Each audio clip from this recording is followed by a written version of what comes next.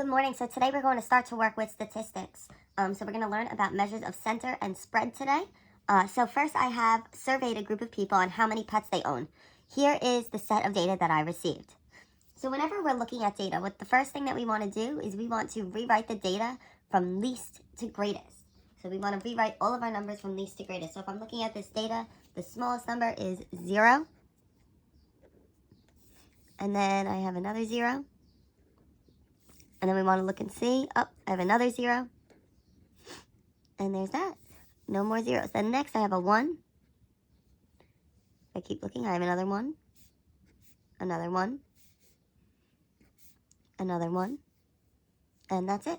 Then we're going to do 2. I have 2. Another 2. Another 2. Another 2. Another 2. And another 2. Then I have a 3. A 3. And a 3. I have a 4.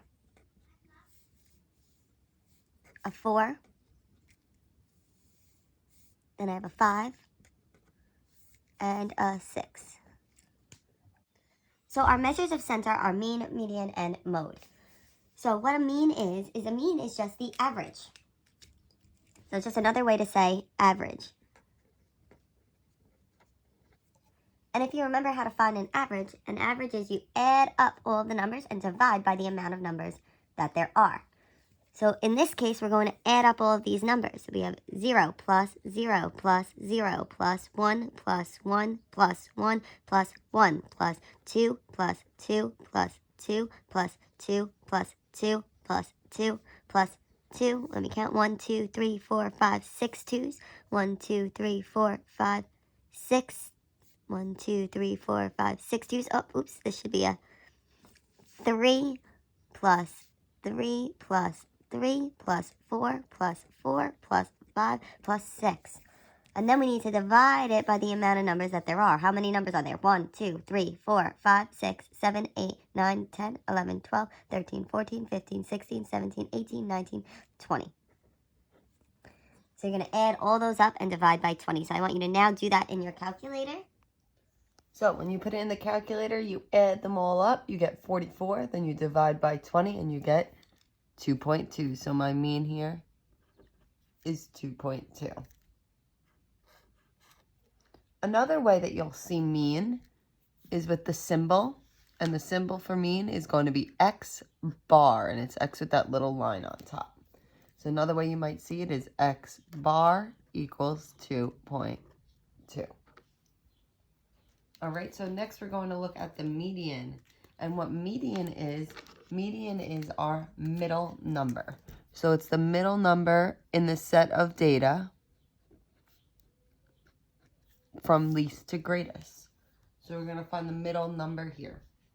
So the best way to do this is we always list it from least to greatest, and then we're going to find that middle number. So in order to find the middle number, I'm going to cross out 1 from the front, 1 from the back, 1 from the front, 1 from the back, 1 from the front, 1 from the back, 1 from the front, 1 from the back, 1 from the front, 1 from the back, 1 from the front, 1 from the back, 1 from the front, 1 from the back, 1 from the front, 1 from the back, 1 from the front, 1 from the back. And here there are 2 middle numbers. So when there are 2 middle numbers, what we're going to do is average them. So we have 2 comma 2. So what we do is average it. 2 plus 2, and then there are 2 numbers divided by 2, which just gives us 2. So my median is just 2.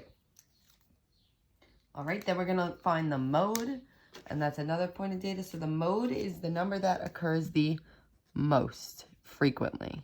So which number is there the most? If we look here, we have 3 zeros, 4 ones, 6 twos, 3 threes, 4 fours, 1 5, and 1 6. So the number that occurs the most is 2.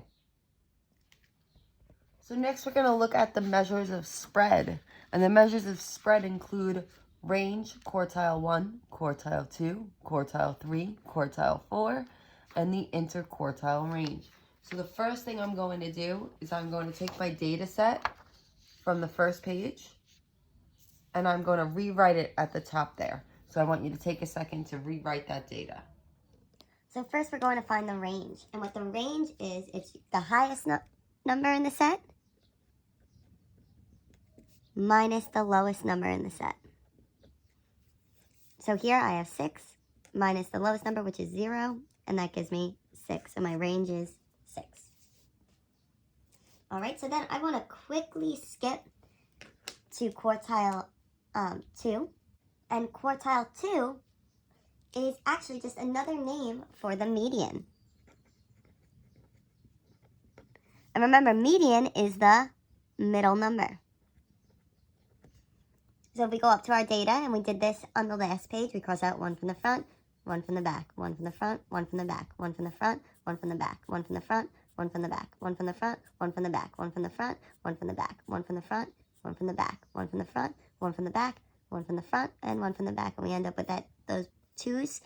So we find the average of them. So it's 2 plus 2 divided by 2, and that gives me 2. So my quartile 2 is just 2. So technically, the middle of my set of data is in between these two 2's. So next what we want to find is our quartile 1. And our quartile 1, or you might see it as Q1, is the middle of the lower half of the data. So it's the median of the lower half of the data.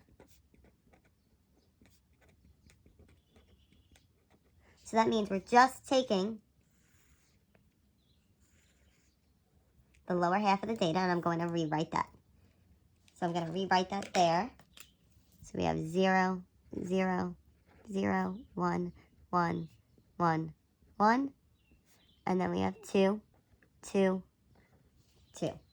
So when we find the median of the lower half, we're going to do just what we did to find the median of the whole data. So we're going to cross out 1 from the front, 1 from the back, 1 from the front, 1 from the back, 1 from the front, 1 from the back, 1 from the front, 1 from the back. We end up with those 2 1's in the middle.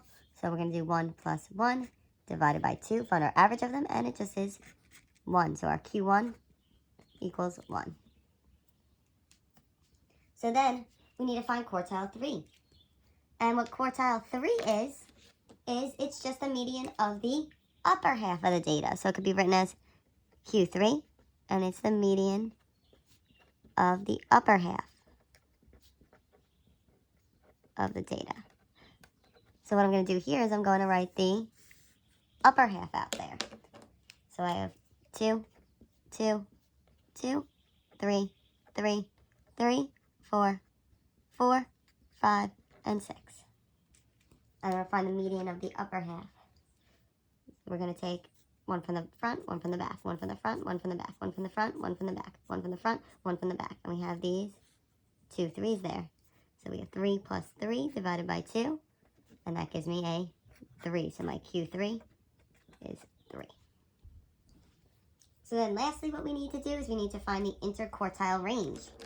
So interquartile range is similar to range, but instead of taking the highest number minus the lowest number, we're going to take the quartile 3 and subtract the quartile 1 from it. So interquartile range is Q3 minus Q1. So if we look here, my quartile 3 was 3. So I have 3 minus my quartile 1. And so it's minus quartile 1, which was 1. And 3 minus 1 gives us 2. And another way we'll see interquartile range is IQR equals 2. Alright, so at this point you're probably thinking that this is a lot to be doing by hand with writing, and there is a trick in the calculator that could teach you how to do this. So if you take your graphing calculator and you turn it on, and you're on your regular screen, what you want to do at first is you're going to click the Stat button for statistics, and then you're going to click Enter to edit. If you have any data in your L1 there, you're going to scroll up and hover over so that L1 is highlighted, hit Clear, and then Enter, and it'll clear out your whole entire list. Okay, then you want to enter your data in one by one. So you're going to enter in 0, 0, 0. Those are all my zeros. And then you're going to enter in, so we're entering the data that we've been using. So then we have 1, 1, 1, 1. 2, 2, 2, 2, 2, 2, 3, 3, 3, 4, 4, 5, 6. So we entered in all of our data. Then you're going to hit Stat, and you're going to go over to Calc. And we're going to calculate the one variable statistic. So it's highlighted on 1. We're going to hit Enter. And then we're calculating for that list 1 that we just entered. So we're going to go down and hit Calculate. Now, when you hit Calculate, it's going to give us a lot of the information. But we need to remember, so as we're going down for the information, here we have X bar, which is our mean, which is 2.2. Then you're not going to look at a lot of this data just yet.